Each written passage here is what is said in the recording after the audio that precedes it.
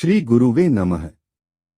मित्रों, आज हम इस वीडियो में दुर्गा साधना के विषय में बात करेंगे। तंत्र में माता दुर्गा का महत्व सर्वाधिक माना जाता है। कुछ लोग इन्हें साक्षात भगवती का रूप समझते हैं। यही कारण है कि आर्यवर्त में इनके भक्तों की संख्या सबसे ज्यादा है। इनकी साधना पूजा प्रातः काल से प्रारंभ करनी चाहिए। किसी भी मास के शुक्ल पक्ष से प्रारंभ करके दशमी तिथि तक साधना संपन्न कर लेनी चाहिए। वैसे इनकी पूजा प्रारंभ करने के लिए कोई भी शुभ तिथि उचित है। कैसी करनी चाहिए इनकी साधना, यहाँ पर हम संक्षिप्त में कुछ वर्णन करते हैं। आग्नेय कोण में वेदी बनाकर उत्तर की ओर मुख करके या पूर्व की ओर मुख करके आसन लगाएं। विधिवत कलश की स्थापना करें। इसके लिए गेहूं और धान आदि शुभ अंक के आसन पर शुद्ध जल से भरकर कलश रखे। कलश में आम्रपाली ऐसे डालें कि डंठल जल में रहे। इस कलश पर दीपक प्रज्वलित करके रखें। फिर अग्नि सुलगाए। इस समस्त क्रिया में के मध्य में मंत्र जाप करते रहे। तत्पश्चात आसन पर बैठकर त्राटक में दुर्गा के देदीप्यमान प्रतिमा का ध्यान लगाकर स्थापित करें और मंत्र पढ़े हुए अग्नि में हवि देवें। प्रतिदिन 10 माला मंत्र जाप होना चाहिए। इस मध्यम ध्यान में दुर्गा की प्रतिमा निरंतर बनी रहनी चाहिए। यह जाप 10 दिन तक प्रतिदिन करना चाहिए। भगवती की साधना में अक्सर दुर्गा पाठ भी किया जाता है, किंतु इस पाठ को करने से कोई लाभ तब ही मिलता है जब इसके मर्म को समझें। इसमें कथा है, उसके दार्शनिक अर्थ को समझकर ही पाठ करना चाहिए। दार्शनिक अर्थ समझ को समझने के लिए पूर्व उस कथा को पढ़े और स्वमन चिंतन करके समझे कि उसमें इस जगत के किस सत्य को बताया गया है।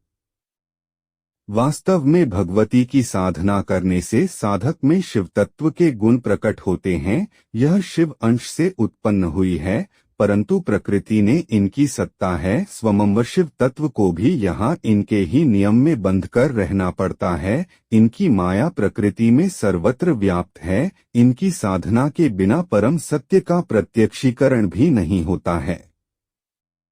इनकी कृपा से ही सर्व सिद्धि प्राप्त होती है। सारी विद्या इनकी ही अनुगामिनी या अंशरूप है। सीधे सीधे धार्मिक शब्दों में यह शिव की उमा है। वैज्ञानिक शब्दों में यह ब्रह्मांडीय शक्ति है।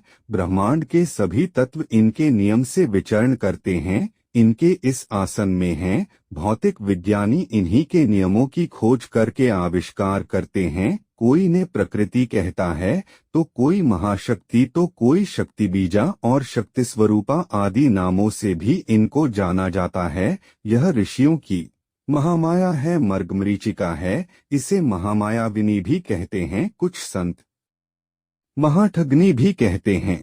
तत्वज्ञानी को छोड़कर सभी साधक, वैज्ञानिक, कलाकार आदि नीचे किसी न किसी रूप की साधना करते हैं। सूर्य, चंद्र, ग्रह, नक्षत्र, ब्रह्मांड के अणु अणु में उनकी ही सत्ता है। अग्नि, प्रकाश, विद्युत, ज्ञान, विवेक, चेतना, संवेदना सभी इनसे ही तेजों में जहाँ कोई भी गुण है, कोई नियम है, वहीं इनकी उपस्थिति है। इनकी साधना में लाल वस्त्र, लाला, सिंदूर, रक्त, चंदन, रक्त या पीत, पुष्प, धूप, दीप एवं तिल भी जो चावल, दूध, दही, दूब आदि के नैवेद्य, पीतल या तांबे का कलश, आम के पल्लव, हवन की पवित्र लकड़ी आदि अग्नि साधना की समस्त सामग्रियां एवं भूमि आदि बंधित करने की विधि अपनाई जाती हैं।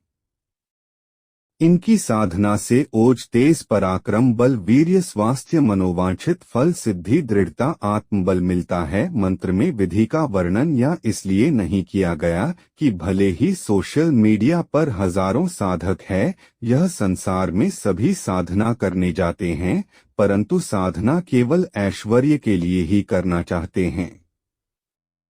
साधना निष्काम भाव और निस्वार्थ भाव से की जाती है, तभी को कुछ प्राप्त होता है। कामना भेद से की गई भक्ति में कोई भी सफलता नहीं। आजकल तो ईश्वर को रिझाने के अनेक प्रयास किए जाते हैं, जैसे मेरे घर में धन आ जाए, मैं 101 का प्रसाद चढ़ा लूंगा। अगर मेरी बेटी की शादी हो जाए तो 501 का प्रसाद चढ़ा लूंगा। अगर मेरे बेटे की नौकरी लग जाए तो 1000 का प्रसाद चढ़ा लूंगा, यह भी नहीं समझते यह लोग कि ये सारा ब्रह्मांड उस ईश्वर का है और जो भी हम प्रकृति से प्राप्त करते हैं वह सब ईश्वर का है।